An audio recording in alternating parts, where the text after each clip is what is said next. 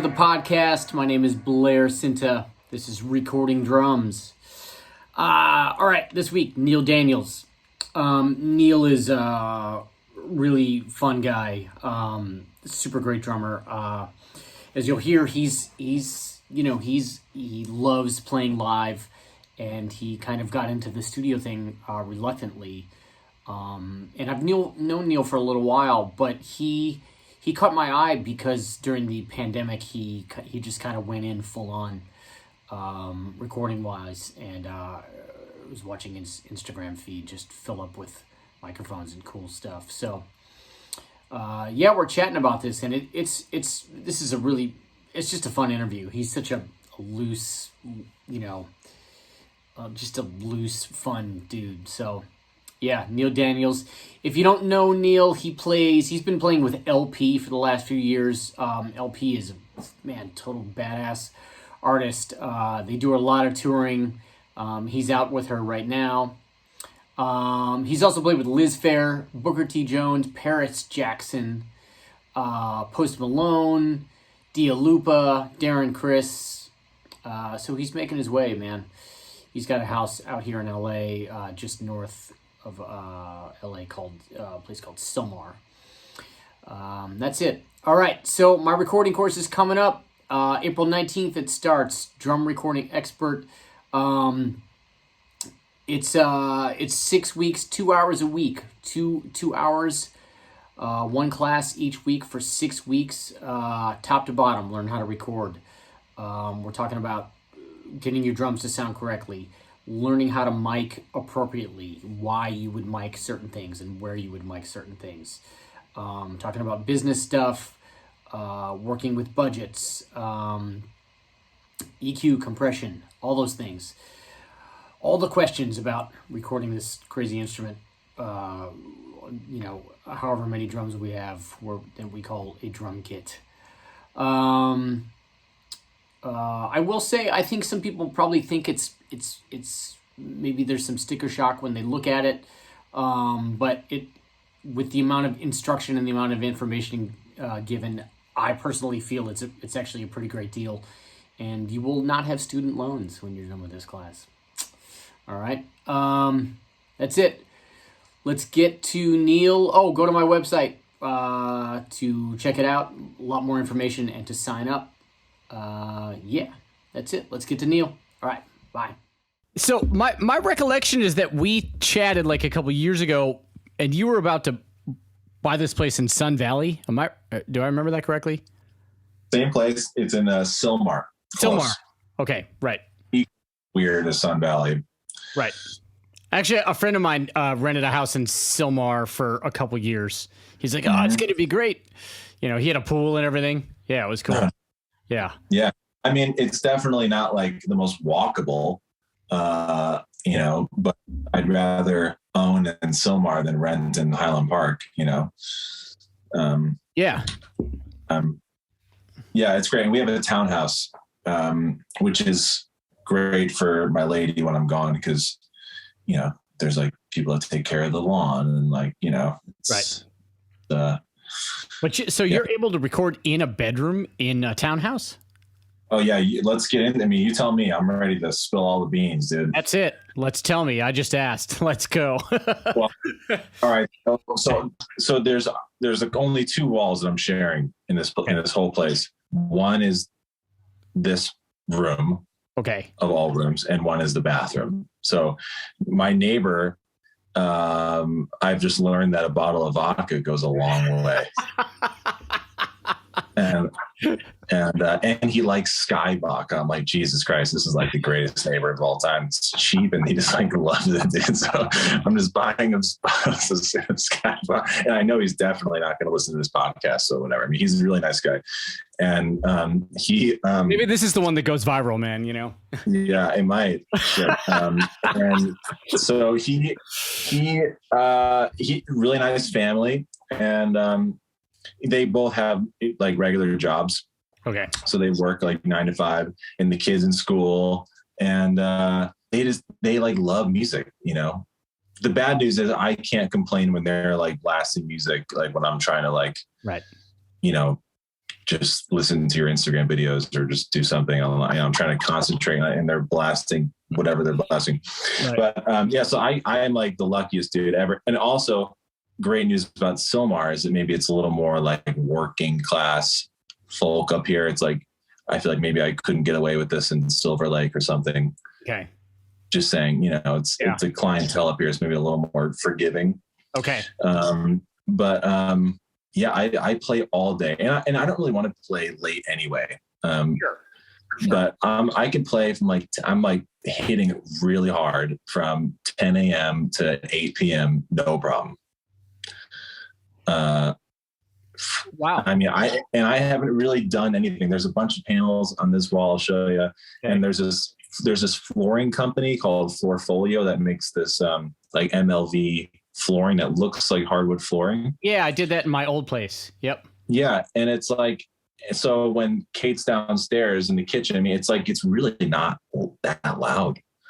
And you don't hear outside? Barely. I put there's a custom panel over the window. Okay. And I put a sheet of like the mass-loaded vinyl behind that, and that's to the street. So that's good. Okay. And then I got a soundproof door. And it's like pretty reasonable for how hard I hit, which I know is too hard in most situations. I mean, but it sounds cool, man. And it's like 12-foot slanted ceilings. Yeah. I don't have a drum cloud. Like I really didn't do that much. I think it sounds really great. And I like live rock drums anyway. So I guess I could make them sound dead, if that's like right. Yeah, I'm new to recording, so the thing I keep hearing is, we're going for that the Tame Impala kind of the vibe, and I'm like, all right, well, it can't really get any more dead than it is in this era of pop. Yeah, great. I mean, I got a bunch of towels. Let's do it. But I'd rather have like the open room that like maybe some rooms can't do. It's hard to go the other way. Yeah. Yeah. So there's ways to do everything, but yeah, totally. Yep. Yeah. So I got really lucky. But it's been. So did you kind of know that? Did you kind of know that, or you just kind of like took a gamble? You know what I mean? Oh, like about playing in the room? Yeah, like playing like your neighbors and all that shit. Like no, like a normal person, I assumed that this was impossible. Okay. And I called the LA unnamed guy that does all the soundproofing rooms. And it was like, it was going to cost me a lot to like do it properly. Like, because immediately I thought, all right, well, I need double walls. I need a room within a room. And Kate's talking to me. I'm like, you don't understand. Like I need 2 walls and I need a cloud. She's like, what do you, I showed her like the list of how much it was going to cost. And she was like, freaking, I mean, it's insane, Right. And then I just started playing one day. And I was like, hey, does this bother you? Is this like, and he's like, no, man, I love music. He's like, go ahead. I was like, holy shit. I mean, I couldn't believe it. Wow. And then that's when the vodka came and then we're all good. So that's like a weekly delivery or a monthly delivery or what do you, how does that work? No, it's kind of whenever I see him outside and we just start talking. It could be like monthly. Okay. But worth it. Cheaper than a rehearsal space. Dude, that's great. You can just go to the store and buy a box of it, have it ready to go, right? Yeah, Costco in bulk, dude. I'm like, I buy like a bunch of paper towels and Sky Vodka, and the guy at the register is like, you're like, oh, he's like, oh, you again, yeah, the vodka towel paper, your paper towel guy. So it's cool, and I don't want to be here forever, but I mean, I feel like for what I have here and for how deep I am in recording, which is not like super deep, but I feel like for what I do, this is beyond what I need and totally perfect. Were you doing stuff before, like on your own, that is, before you moved in there? Like, how much gear did you have? Like, what were you doing? Where were you at? I was the guy in my friend group that avoided recording like the plague. Okay. I didn't own a 57 until 18 months ago. Right. Okay. I chose not to take Pro Tools class at Llama. I I just avoided it. Like I'm like tunnel vision, stadiums. Yeah. Like I want to be that guy and like come home and record it if I can, you know. Right. Okay. But no, I didn't know anything about. I didn't own Pro Tools or have anything until the pandemic, and then when COVID started, I just got everything at once. Okay. And it kind of went a little nuts with the Sweetwater credit card. Cool. And just being totally honest. Yeah. And then I the first thing I bought was the Apollo XAP. Okay. And I was like, all right, that's all I need. 8 mics, plenty. Mm-hmm. And then within like a day, I was like, oh geez. Like then I got, so all I have is just the Apollo, and then I got the Audience 880. Okay. Going 8 Okay. Just 8 channels, and then I have the Twin as well. Okay. So so I have 18 channels. Just a ridiculous amount of microphones going on in here for you know. Wow, you really did go crazy. That's awesome. Yeah, but that's it. And then I just bought it. You know, I feel like I'm just informed enough about microphones now where I can like be a part of the conversation, which is cool. Right. So now you can, you can stand it, you know, whatever after any gig and kind of understand when people are throwing random numbers around. You're like, oh, yeah, I know. Oh God, like that was my worst nightmare. Like my worst nightmare. Like I'll talk about Megadeth and Metallica all day, but then like, you know, as soon as like anyone starts to talk about microphones, I was always the first guy leaving. And now I kind of like, I like it. Yeah. It happened. It happens. Yeah. It happened. But then I look at guys like you who are like, you know, really do it, and all the outboard gear. And I'm like, knowing how like crazy I went with buying microphones, I can't get into outboard gear right now. That would just be crazy. I mean, do it. Yeah, the outboard gear is next level. But you know what?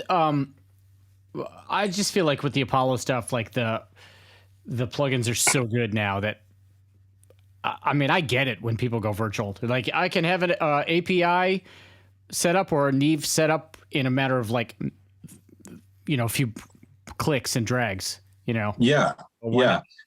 And everyone that I've done sessions for doesn't want anything on it anyway. Maybe that's because they know that I don't really know what I'm doing. But I feel like people just want it dry. You know, it's like, you know, I feel like I have everything that I kind of need. Well, I mean, you know, like, you know what you're doing with drums, right? Which is really the point. I mean, do you feel, so you bought a shit ton of mics. You feel like you know what you're doing with them, or is it kind of like you're always moving shit around and still figuring it out, or what's happening? I feel like I have a pretty good hold on what's going on now. You know, I spent a lot like this. Well, tours canceled, and then like at the same time, I would click add to cart. You know, buying because I heard this from someone said this, and I stole it. But someone said the key to a happy life is to always have an active tracking number. Wow. Yeah.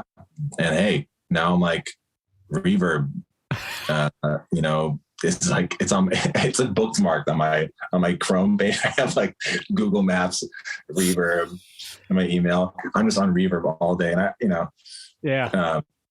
but stuff pretty much stays like where it is. Right.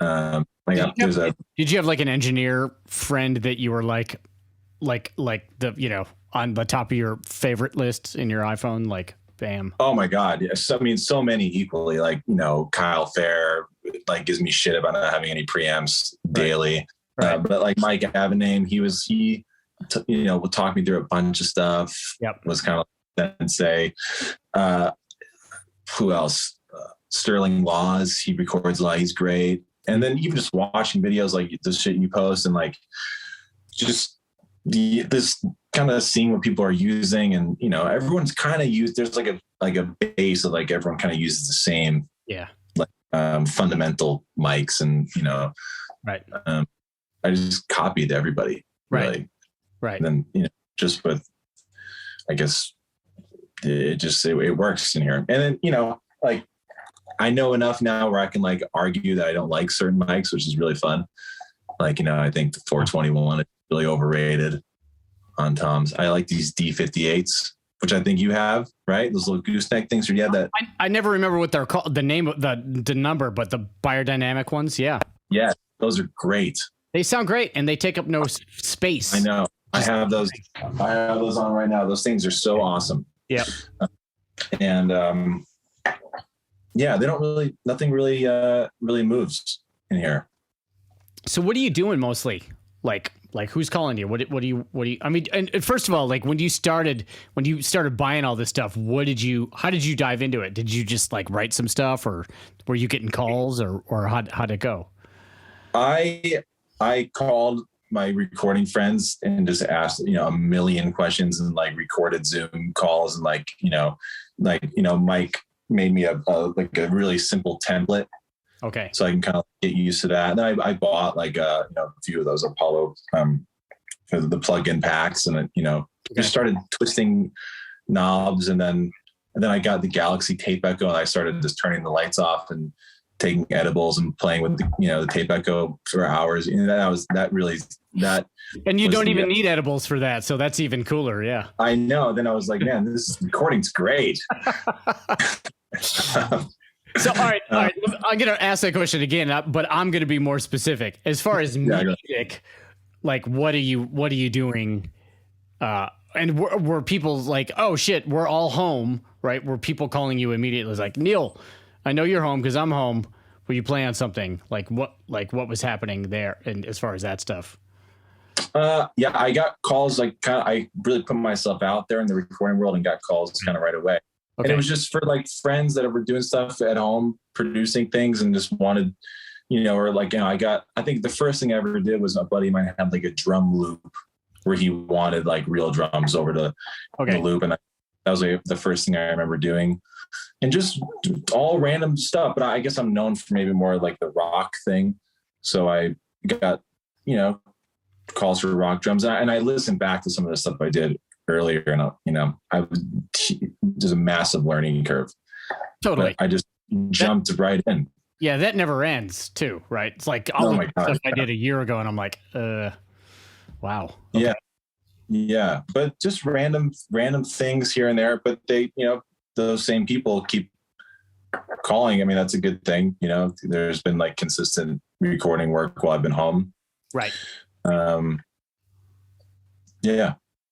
Right. On. Yeah. What was the second part of that question? I forgot. Well, that was it, really. What did you start to record? Or did you start to write stuff too? Were you trying to go for specific things, or was it more I mean, I'm sure you had the basic concept down of okay, I'm going to set these drums up because, I've seen all your stuff online, and crash kits and all you have the raddest drum kits, right? So thanks. Yeah. I knew what you were going for when you'd set them up. Right. Yeah. I mean, I wanted to. Everyone was that I saw online. A lot, most everything was dead drums, dead towels, and I just made a joke early on, no towels allowed. Just I just want shit to ring. And then I learned that that really doesn't work. I like it though. I like the I bought Jason McGurr's Craviato kit. And that kit's amazing, but in this room, it's it needs room to breathe. It's so ringy in a great way. But if you put a million pieces of gaff and rootsy cute things on it, then the kit can be anything at that point. You know. So I just I experiment a lot with more experimentation with different drums rather than mics. Yeah. Did you start to get geeky pretty quick about hearing a sound and going either chasing that sound or chasing it with a certain drum, or what was your approach? Yeah, mostly with snare drums. Snare drums, it's fascinating how bad they can sound. I'm just that was my biggest, it sounds great in the room. And I was why so much hi-hat, but it just took me forever to figure out different snare techniques. And I guess I'm not in here geeking out a lot. I'll get called for something, and then I geek out over that song, and when it's done, then I'm kind of done.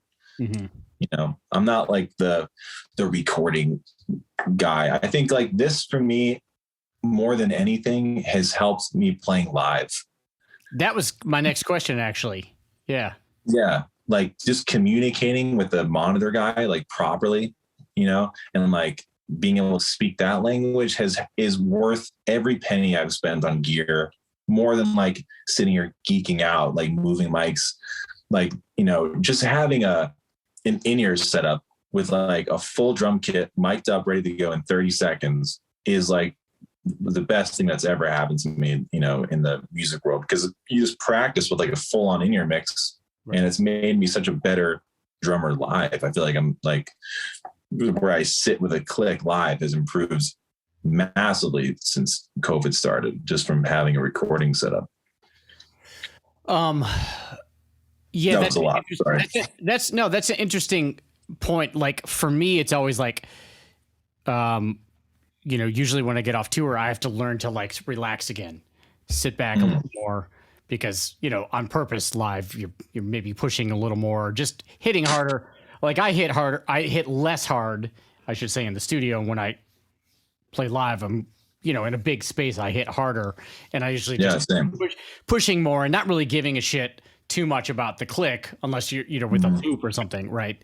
Yeah. So you're just, you'll push the click a little more, but then there's that readjustment when you get back to the to the studio. But are you finding that like, do you find that other people are noticing that yet? Like with you, like the band? I think so. 'Cause I've been with LP since, a year and a half before the pandemic started. Mm-hmm. So I think, I mean, no one's like come up and said, wow, like you're sitting so much better with the click. I mean, I just know that like songs that I used to play just feel easier. And I don't think it's because I've just been playing them for a little while. I mean, I think it's just because I just record a bunch when I'm home, and then I practice with like with a full on, in-ears, setup like I would have live. And that it just, over time, I think it just helps. Yeah. Your awareness becomes greater because you're hearing everything in the moment. Right? Yeah. And I'm more aware, even like just hitting stuff at different levels live. I'm just like aware of how stuff, how microphones work. And especially like going to a studio, like I'm way more aware. Whereas before, when I never even thought I would own a studio and hope that I would never own a studio, then I just have no idea what I'm how to like record drums, but you think of it in a way when, once you start really messing with stuff. Man, your whole perspective turns upside down. Dude, it really does. And I just appreciate really nice mics and engineers start to like you more. They do. Yeah. And I just like being able to I like being able to sit in that combo of microphones. I enjoy it. I geeked out a lot over, I watched so many YouTube videos and just everything over COVID. So, I just fucking blanked. What was I going to say? I don't know. I'm going to move on from what was in my head. Since we're on video here, why don't you show me a little what's going on in there? What do you got? I'd love to. That's why I'm on my phone, so I can check it out. So I'll start with the with this side. Some spare little ditties over here. You get pinstripes, dude. I love it. Pinstripes all the way, dude. Like live studio, it's just so great. Oh, God, it's sound great. This is an '80s Gretsch. Nice. This was actually Andy Sinisi's kit. Hi, Andy, one of my favorite drummers ever. And he, this is a 24, 13, 16. I just switched to Paiste. Oh, wow. Cool. And these are the signature traditionals and some goodies. What do you want to go over a whole little thing here? The mics, as geeky as you want or not, whatever, Well, let's go. I love this. I love this RE20. Yep. So much. It always. I like it. Yeah, I love it in that cross position. And I got a 201 on the snare. Yep.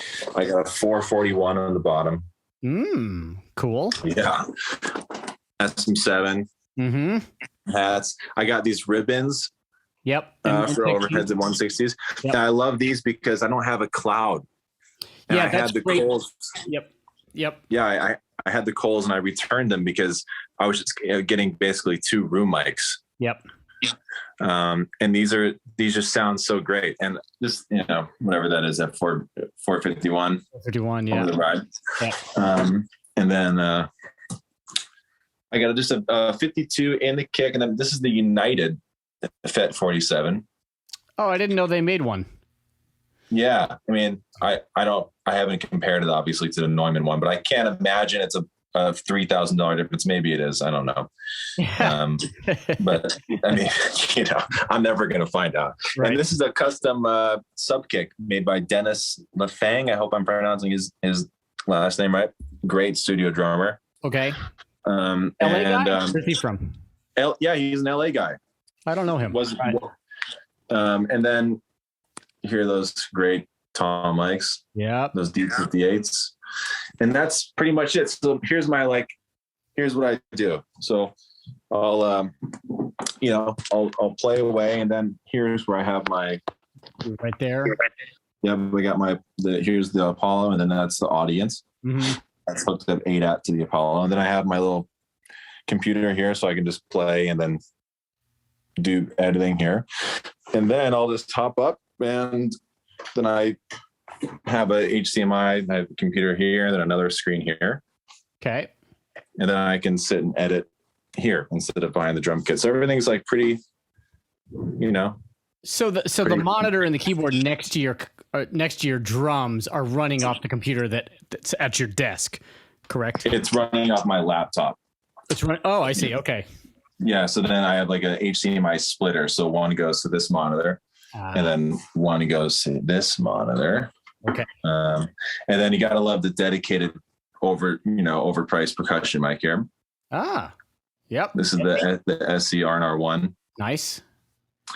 I got a little Cascade Fathead over the shoulder. Yeah, I like that. And then I forgot this little room-ish mic. This the SE VR2. Is that stereo? Nope. Okay. So you're running a mono room. Yep, just right in front of the kit, and then the good old 421 against the wall. Oh, interesting. How does that wall sound? It sounds like a shitty wall, but I guess that's the point. So that's basically it. And then, so here you're getting that townhouse drywall sound that not everybody is able to get. Come on, that's Silmar sound. That's Silmar sound. Are you diving into EQ yet? I mean, no. I mean, yes and no. I mean, I'm not like could I explain to someone what 4K is without like cracking a smile? Probably not. Okay. But I love that 560 EQ. I have it on like almost everything. Okay. I could dial in like my toms, but if I need a little more beef, like I know how to do that without Okay. Hard to explain, but if I see it, I can move stuff around. Okay. And did you spend some YouTube time doing that, or is that really just like your ears telling you like what's up? Really, it's just like your drummer ears can tell you when the tom just sounds like shit. Really, I mean, I feel like people just don't trust their ears enough. It's like the same thing with tuning. Like, you can just trust yourself a little more and just tune it up. Yeah. Until it sounds good. So I'm curious, why did you decide to set up like the short way as opposed to the long way in the room? That's a great question. I think I was more concerned about where this desk was going to fit. I was like, I was just like, looking at the room, and that's just where they went. Okay. I never even like put a kick, or I never put a kick around the room and like hit it in different spots. I just set it up. Okay. And it sounds good. I mean, I really like didn't put that much thought into like, maybe because I didn't think this was actually going to work. Right. Sure. I was like, this is not going to last. And then it did. And then the drums sounded good. And, there's no like boinginess in here.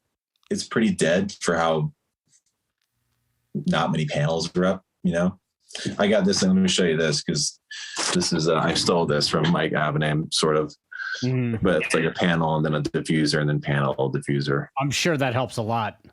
It does. I probably should have one behind the throne, but I mean, you could go crazy with those things, but yeah. I know.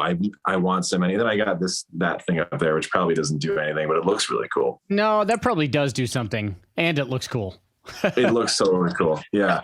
And then I just have these cheap little these Adams monitors that sound great. I feel like I don't need, yeah, ATCs in here or something, Yeah, I have some Adam A7s that are great. Yep. Yeah, they sound awesome. And then I got this Kemper here for my guitar doodly deeds. Right. So are you writing? Are you chunking riffs? What's happening? Yeah. Let's go. I'm trying.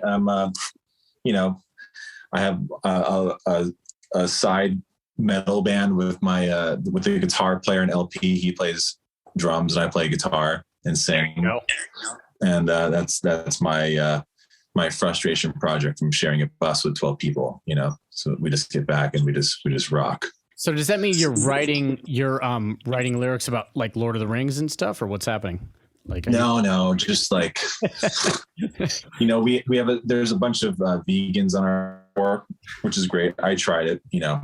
I can't do it. But so we wrote a song called "No Milk, No Sugar, No Fun." That's our hit song, and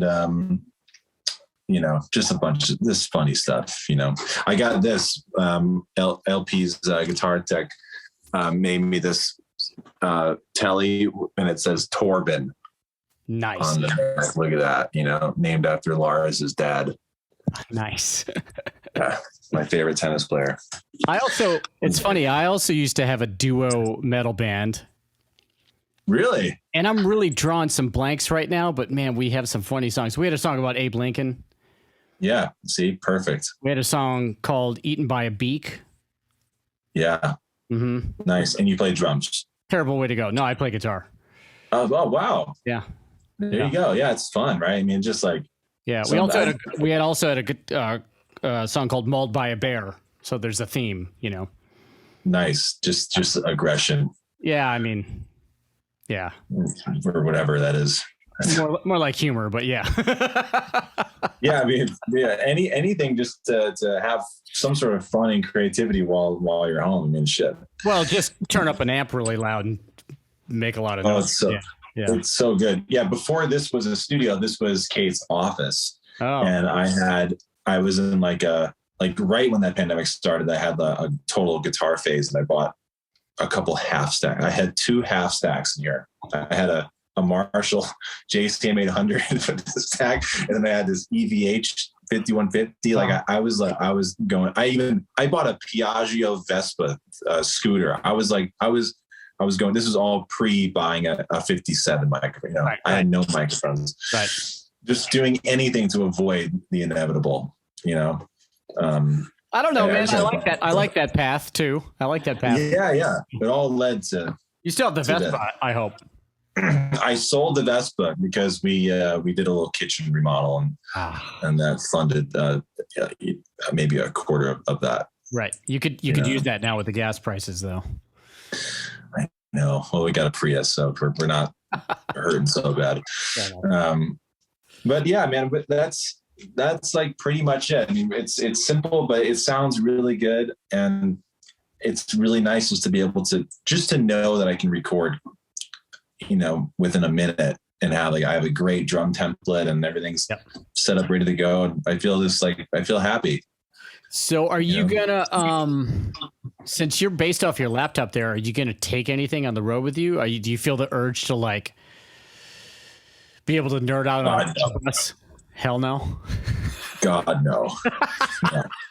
Do you know how many people in this band have twins stood up backstage? I'm like, dude, I'm trying to eat my fucking pastrami sandwich. There's cables everywhere. I can't join that. There's like the front and back lounge. It's covered in interfaces. Everyone's recording something. No way am I joining that train. Not a chance. No, I bring my computer to look up where I'm going to eat lunch. And that's all I bring. Never say never, Neal. Never say never. I know. You know what? And you're right. You're right. Because, but I'm not like, I'm not like composing things. I'm not like making, I'm not, a lot of the guys in the band have been successful with like licensing things, and they're singers and they have their own like actual thing. They're writing demos and stuff. But, I see. What you're really telling me is your dedication to your metal band is not really that strong. It just feels good to do it like in my underwear at home, So, I mean, that's a certain type of dedication. That's different. Sky vodka and underwear metal is like a. I'm telling you, Sky Vodka. God bless that man. He's been so nice. Silmar folk are good people. Yeah. But we leave tomorrow, and we're doing all the law. I think you're gonna miss it, man. How long's the tour? Well, I don't want to be that guy and say all my dates and then have everything cancel again, but we are leaving tomorrow until we get back April 2nd for a week. And then we start the US tour. Okay. And then go straight to Europe. So it's basically, minus that week we're home. It's from tomorrow till August. Yeah, you're going to miss it. I guarantee it. Miss what? The Sky Vodka or the recording? No. Yeah, you're recording. I think you're going to miss it. I think halfway through, you're going to send me a text and you'll be like, dude, check out my interface. Oh my God. Yeah. Dude, if I do that, oh my God. Yeah. I don't know. I do just miss like when I do go away, I do just being able to wake up and come in here and like just rock is really great. And I do miss that, but I again, I mean, my tunnel vision is live, touring. So I want to be that guy. I hear you. I mean, for me, it's like always great when I'm on the road to like take a break, cause I always feel like my creative juices start going and it's like, oh man, when I get home, I want to do this and this and this. And because the touring becomes so myopic and you're playing the same drums every night, the same songs, blah, blah, blah, that like, you're like, oh, I can't wait to do this when I get home. I can't wait to do this. So it's almost like stored up creativity. Yeah, so let me ask you, when you go on the road, then do you like when you come back to your studio and you sit down to your kit, is your first thought, oh my God, this kit sounds fucking amazing? Or are you like, oh God, I missed that touring kit. It sounds so much better. Which way do you land? I think for me, it's like, oh man, I can't wait to play a different set of drums. How often do you switch drums out? Like every song. Oh my God. Yeah. Like I don't have a kit that stays up for usually more than like 3 days. Yeah. I mean, that's cool because you're deep in it. I mean, and obviously like, yeah, I mean, I feel like you've built up like a name of like being like a really respectable recording drummer and we can do that. I mean, I don't do that. I don't switch out stuff that often. I mean, I will, but you're respectable, Neal. I'm just here to tell you, you're very respectable, man. I appreciate it. I like, and it's like the drums are like downstairs, I gotta like bring them up and then that's a thing. That's a thing. Yeah. It's like shit. Cause I feel like I've never been in your spot, which is crazy, but I'm assuming you have like a little closet or something in there where you keep all my drums are in the same room. So like if I switch out kick drums, they're like 8 feet away, Okay. That's great. Yeah. I got to like go downstairs. And then the problem is it's right. Like I have all the kick drums under the stairs. Kate is an angel. Okay. I got all the bass drums under the stairs. Mm-hmm. And then in the closet, all the floor toms and the toms live and extra snares and stuff.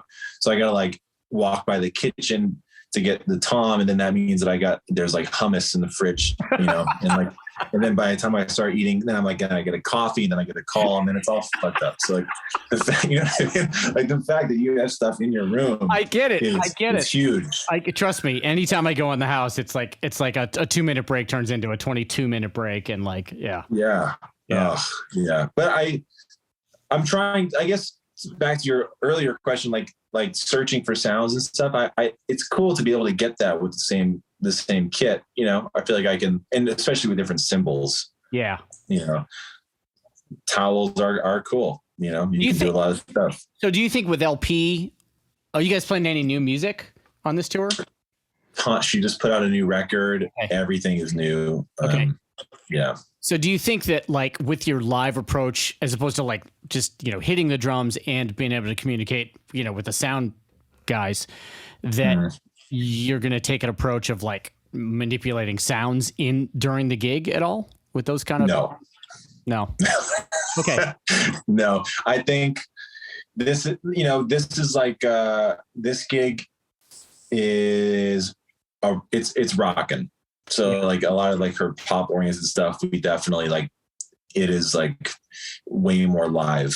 Okay. So the stuff that like should be manipulated is played on the SPD. Okay. And as far as like putting like stuff on the snare, I mean, I have triggers on everything.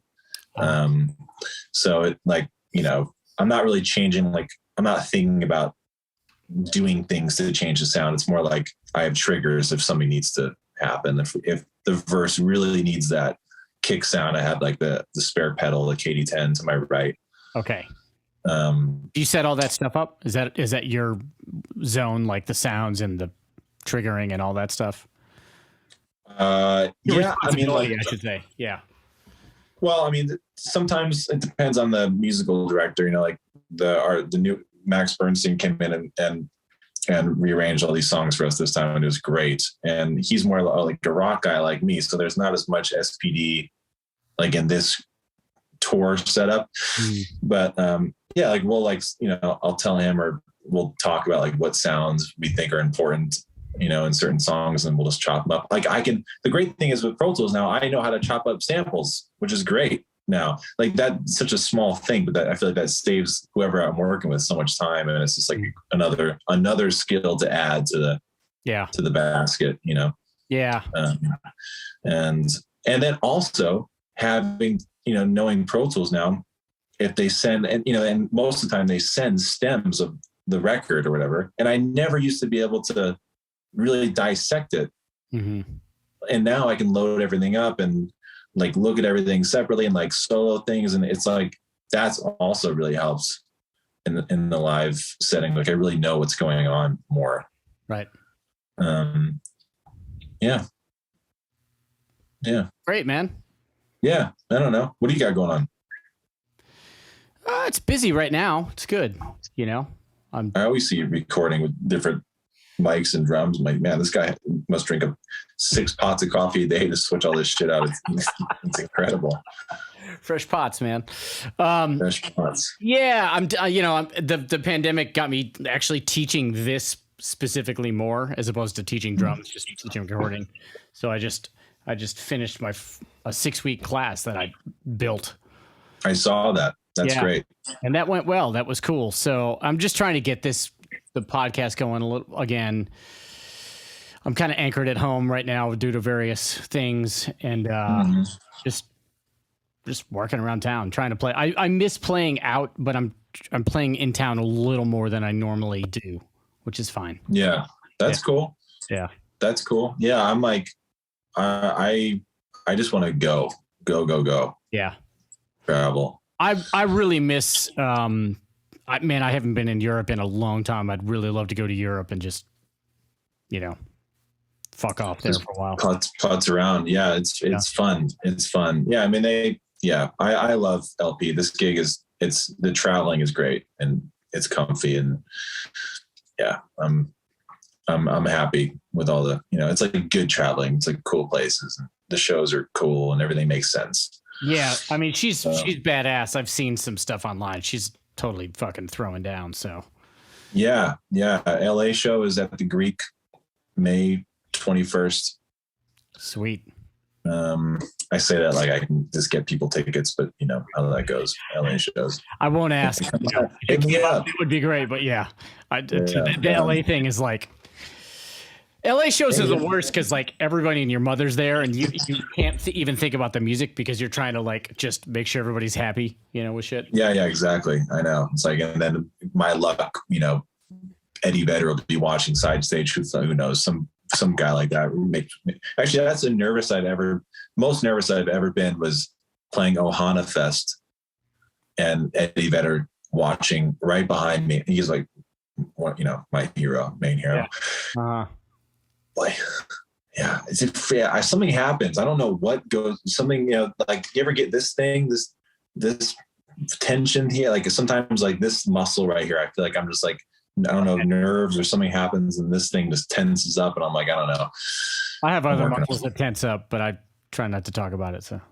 Oh yeah, I get it. I mean, I'm hopefully, I don't know. I mean, how old are you? Can we answer that on podcast? I don't give a shit. I'm 48. 48. Yeah. Yeah. Well, you look great. Thanks.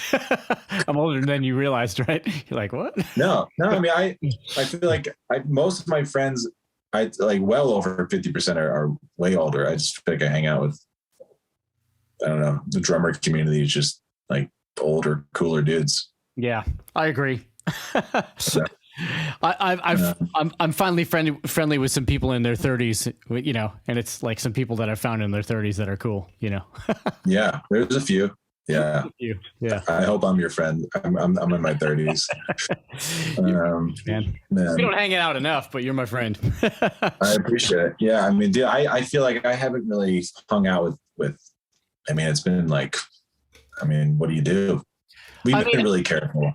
Yeah, no, I actually went to a show for the first time, like a proper show, like a club. Like I went to the Novo Theater the other night. Oh, did you see Turnstile? I saw this band called the Marias. They were fucking great. But that's the first time I've stood in a room with a few thousand people in a couple of years. Pretty wild, right? Yeah, and it was like half the people were wearing masks and half weren't, and I was just like, well, fuck it. It's time to get out, man. Yeah. Yeah, it's crazy. The craziest thing for me is traveling on an airplane internationally and everyone's wearing a mask. You have the one guy that's like sleeping with it, like as a face mask like this, like, there's definitely always that guy. And then so they're so strict about all the masks on the plane, right? And then they say, and for dinner, we have pasta or beef. And then at the same time, 600 people take out their masks off and are chomping away. I mean, the whole thing makes no sense. But, right. And it's all just recirculating within 2 minutes, like all over. Yeah, it's like, what? It's crazy. But we're hanging in there. Well, man, I'm glad you're going to go work, and go do your thing, get back out, talk. Oh my God. I'm dying to. Dying to. It's been a long couple of years, but blessing in disguise though, because this certainly would have never happened. And I'll have this stuff for the rest of my life. So I'm definitely happy about that. You got a D12 too, yeah? I had a D12E. Okay. And then I sold it. Okay. Because I was an idiot. I was like, this doesn't sound, that's like one of those things. Like I bought so much stuff and I didn't know, like I was just like buying shit. And I'm like, I was like looking for that like instant magic out of the box, right. Right. And I just didn't really find it with that. So I sold it, for whatever reason. Like I had a bunch of Soyuz yeah. stuff, sold all that. Stupid, I had Kohl's, but I think I should have kept the Kohl's, but they didn't work in the room. No, that's the thing. You figure out like there's some things. I mean, I have the same issue. It's like trying to get dry stuff, and figure 8 mics pick up all the stuff you don't want when you're trying to go dry. So fuck it. Yeah. Those M160s are awesome. Yeah, and are great for so many cool things. I mean, I know everyone puts it on a hi-hat, whatever, but they're cool overheads. But now you know. See, now I know I can even make a stupid joke about it. Exactly, People are like, oh yeah, you're right. Yeah. I watch like Aaron Sterling's videos. I'm like, this shit's amazing. But it's like, I'm sure like a lot of that magic is like, post editing, which I'll get there with, making stuff sound cool and, but the good news is no one that pays me ever wants anything to sound like that, so I can just send cool, just nice in phase, dry drums. And that seems to work. The other thing I was going to mention is like, if some people that want to hire me for something don't really know what they're doing necessarily, they're not like crazy recording engineer and enthusiasts. I have a little more freedom to like make it sound like how I think it should sound. And generally you ever do that? Like you ever send stuff like kind of mixed, like how you think it should sound? Oh dude, that's what I do all the time. Yeah. Like literally all the time. Yeah. Or do you ever send them like totally bone dry and then like another thing of like affected, like 2 sets of like, I do that sometimes too. My whole system is set up to be able to be like, this is how I think it should be, but you don't have to use it like that if you don't want to, Yeah. I started to do that. That's cool. And that helps me too. Like, and then if they really like it, then I kind of, it helps you learn too. It helps you learn like, well, giving options and also just the possibilities. Yeah. I bought way too many plugins, and there's a million. I'm like, I just type a letter and then it's a million things pop up, and then I click and then it says demo expired. I'm like, fuck, the one thing I wanted.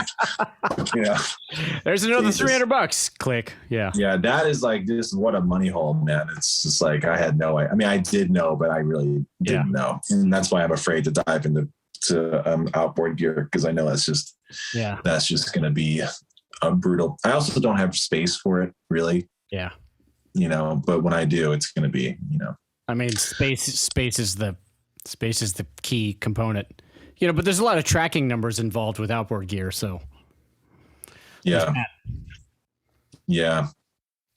One day it's like, you put me in the spiral. I'm like, oh God. Now this is what's going to be happening on week 7 of tour.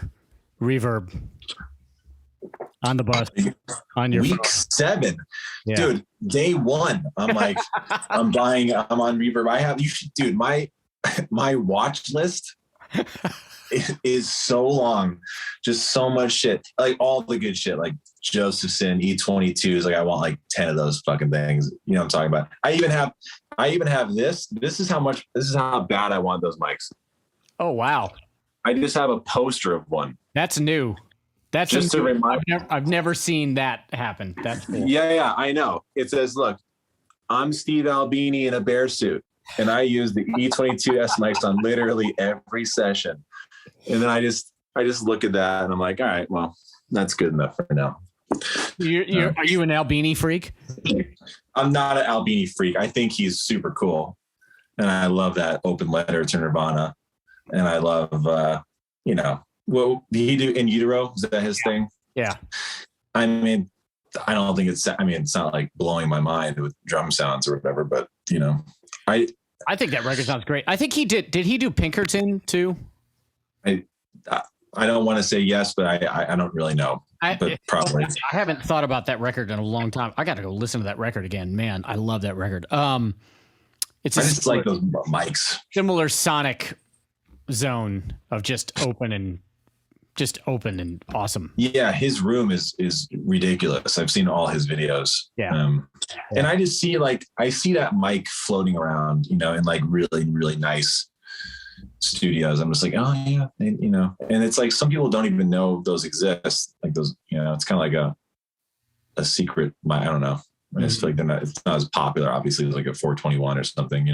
Right. It's also 5 times the price. Right. Yeah, I didn't. The most like crazy mic I have, nothing really. Probably this one, which I really like. This old one. Oh, the old 545 or whatever. Yeah. I used to have 2. They both bit the dust. Oh, really? Yeah, this one's cool. I like it. It's in like amazing shape. But I think that 201 has better isolation, better hi-hat. And it sounds, I don't know. I feel like this one just looks cooler, so I use that. It does look cool. I used to use it on bottom snare a lot, those. Do you ever find that like when people come over that people just listen with their eyes and they're like, oh, Coles, this is going to be great. Oh, dude. Are you kidding? That's what happened. That's what I found out early. Yeah. Well, not only that, there's a whole thing of like looking, does it feel good? Well, let's look. Let's see on the grid if it feels good, Mm-hmm. or I actually had that conversation, over text with an engineer last week, because I was going out to a session. I was going to bring some DW stuff, and my stuff sounds great. Like it's tuned well, and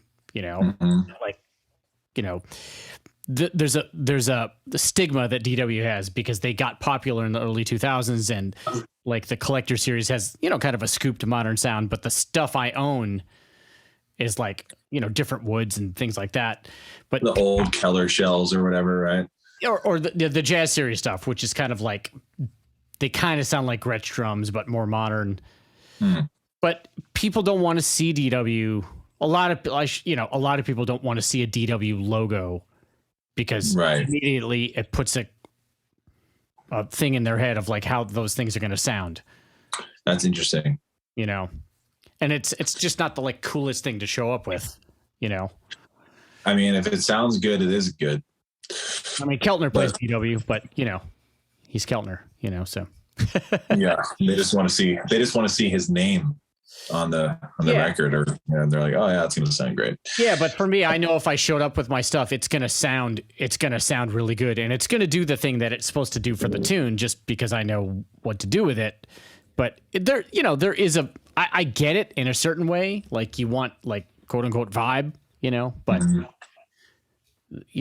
sometimes you got to show up with the right stuff that looks right, for people to hear it correctly, Oh, I totally agree. That's all. That goes with the other thing I was mentioning, like just showing up and knowing more, like showing up with a drum kit like that. Just, I know is going to sound good under whatever mics in whatever room. Yeah, the appropriate heads. I love those pinstripes, dude. Yeah, I love pinstripes. Yeah, I love ambassadors too. I know, but like the pinstripes, they sound great. If you're going for low and dead, why would you not go pinstripe? Because you're 3/4 of the way there already. I just feel like the real like recording guys are like, yeah, code ambassadors, that's it.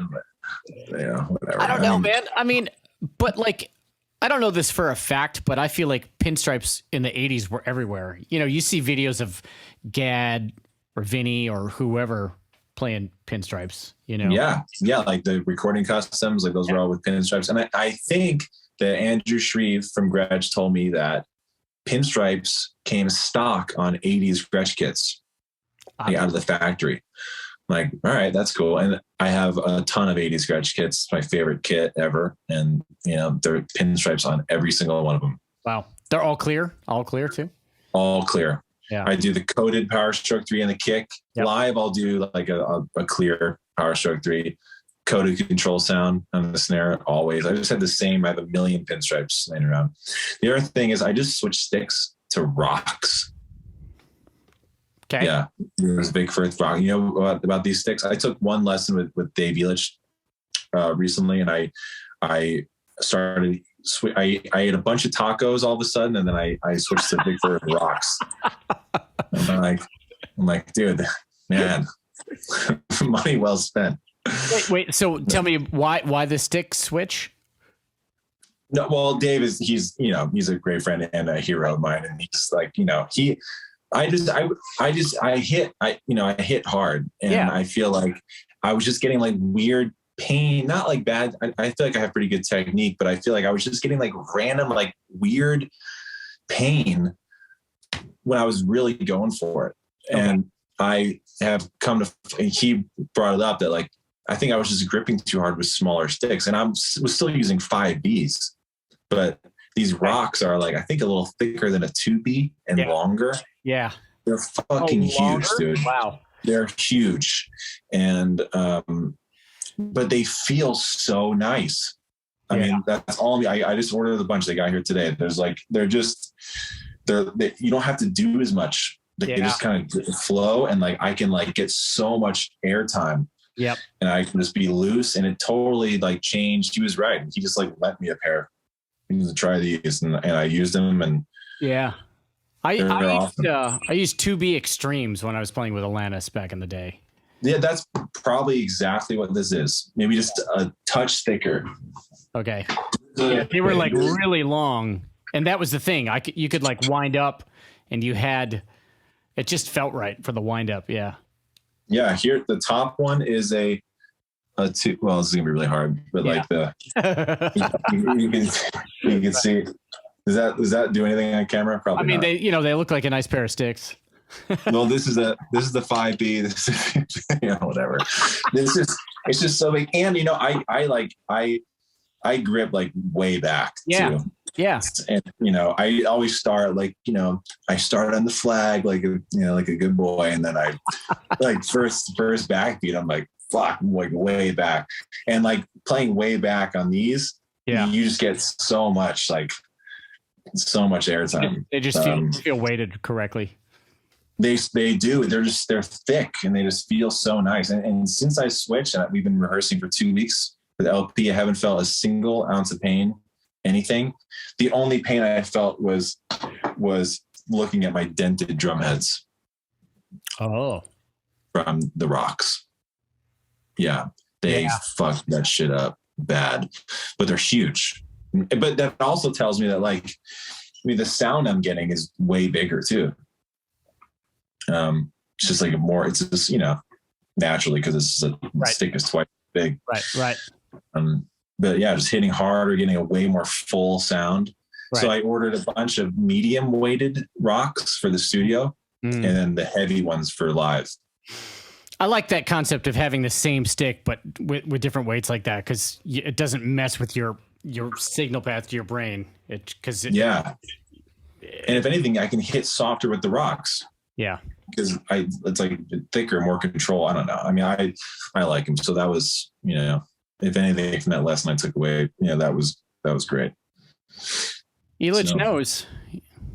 He does, man. He's kicking ass. He is super knowledgeable. I mean, it's crazy about that stuff, about pain, and the whole getting out of your way concept is great. Yeah.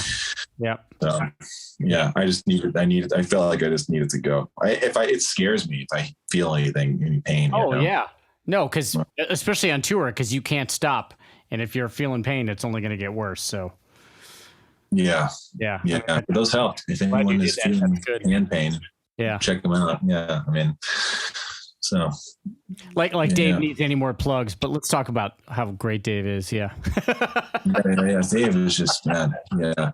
Now I just find myself like I'm just dreaming of Taco Zone and pastrami, and the last night I brought over a few Jewish delicacy treats, and it was just we just just two Jewish drummers, they're just doing the thing, paradiddles and tacos and Humantaschen rock, just Jewish desserts. Even in rehearsals, I always just bring in black and white cookies. Just creates the vibe, really bond over a black and white cookie. Man, we're far off topic. I love it. All right, man. Thank you. Enjoy Argentina. Are you kidding? Thank you, man. I know you've interviewed like hero drummers of mine, so I feel like I'm like the least qualified recording drummer. But I feel like if anyone's, I think everybody's qualified at this point, because anybody that's like figuring it out is qualified, because it's such a cool subject that's like endless. Everybody has insights that like other people don't. You know what I mean? Yeah. Well, I'm really enjoying it, I guess. Yeah. If you're someone out there listening that doesn't think you can play drums in your bedroom, you're probably right. But you could always knock on your neighbor's door and ask them what their favorite drink is, and you may be surprised, like me. Don't wear underwear the first time. I mean, do wear underwear, but do what you do. Yeah. And bring Sky vodka and fucking go for it. Just ask. The worst they can say is fuck no. Right. Which is, just be prepared for that. And then you're fine where you were anyway already. Exactly. Yeah. But thanks, man. No, I appreciate it, and it's super cool, and I'm happy for you with all the stuff you're doing too. So thanks, dude. Right on, man. Yeah. Have a great trip, dude. Thanks, man. All right. All right. See ya.